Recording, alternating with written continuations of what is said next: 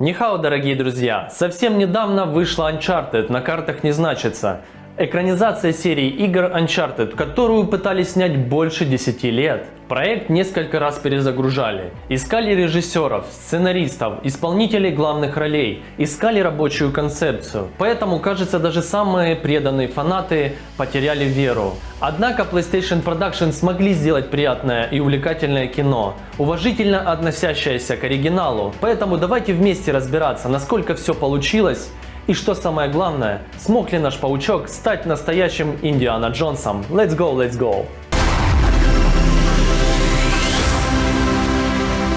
По своей сути, Uncharted не является приквелом или прямой экранизацией какой-то из частей из игр. В течение 5 игр игроки узнают Натана Дрейка как бесстрашного и жизнерадостного парня, который, несмотря ни на что, идет к своей цели сквозь все ловушки и преграды. Экранизация Uncharted решила не повторять сюжет серии игр и вместо этого рассказать о том, как Нейтан Дрейк еще только становится профессиональным искателем сокровищ. В картине появились многие уже известные игровые персонажи. Новыми героями стали лишь антагонисты, которые пытаются опередить героев в поисках клада. Основное действие разворачивается в наше время с довольно молодым Нейтаном Дрейком, которого играет наш молодой паучок Том Холланд. И говоря про него, фанаты оказались не сильно рады выбору, ведь актер имеет мало сходства со своим игровым прототипом. Какие-то минуты начинает казаться, что перед нами Питер Паркер, который решил поиграть в Искателя сокровищ и попрыгать в стиле паука. Поэтому, если вы играли в видеоигры Uncharted и привыкли к изображению Нолана Норта, потребуется некоторое время, чтобы заставить ваш мозг увидеть Тома Холланда в роли Натана Дрейка. Тем не менее, игра Холланда потрясающая. Она придает очарование характерным моментам и легко вплетает шутки и восклицания в высокооктановые боевые сцены. И мы все-таки должны понимать, что в игре мы наблюдаем за уже взрослым Нейтаном. Фильм же рассказывает о самом начале его пути, вследствие чего мы подхватываем современную нить с Нейтом, который работает барменом в Нью-Йорке. После того, как он украдкой продемонстрировал свои навыки красноречия и карманных краж, к нему подошел человек по имени Виктор Салливан, Марк Уолберг, и попросил помочь найти особый артефакт, необходимый для доступа к сокровищам.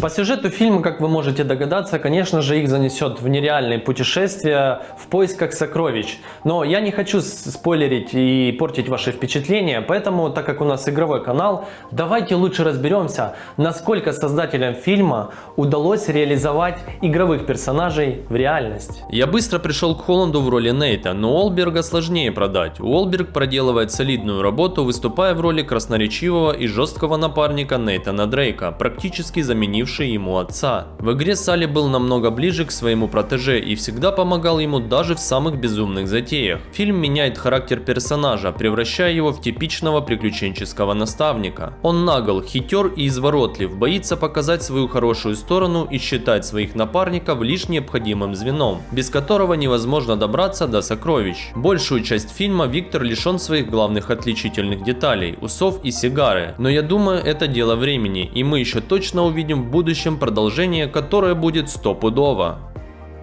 София Али превосходна в противоборствующей, иногда любовной заинтересованности Натана Дрейка Хлои Фрейзер. Главный герой Lost Legacy хорошо представлен, и в отличие от игр в Uncharted Хлоя Фрейзер только знакомится с Нейтаном, но уже демонстрирует свой характер. В играх героиня появилась во второй и третьих частях. Она не только помогала Дрейку с поиском сокровищ, но и была его девушкой. В фильме мы видим лишь намеки на их будущие отношения. Также героиня получила собственный игровой спин-офф, в котором она отправляется в Индию на поиски бивня Ганеши. Говоря о новых персонажах, которых не было в играх, то тут героями стали лишь антагонисты, которые пытаются опередить героев в поисках клада. Антонио Бандерас демонстрирует достаточно угрожающую игру в роли главного антагониста фильма, который тоже чем-то напоминает разных врагов из игр. Хотя, возможно, сам образ оказался слишком типичен для приключенческого жанра. Манкадо-младший в исполнении Антонио Бандераса вышел очередным алчным богачом, готовым пойти на все ради цели. Таких злодеев можно отыскать практически в любой приключенческой франшизе.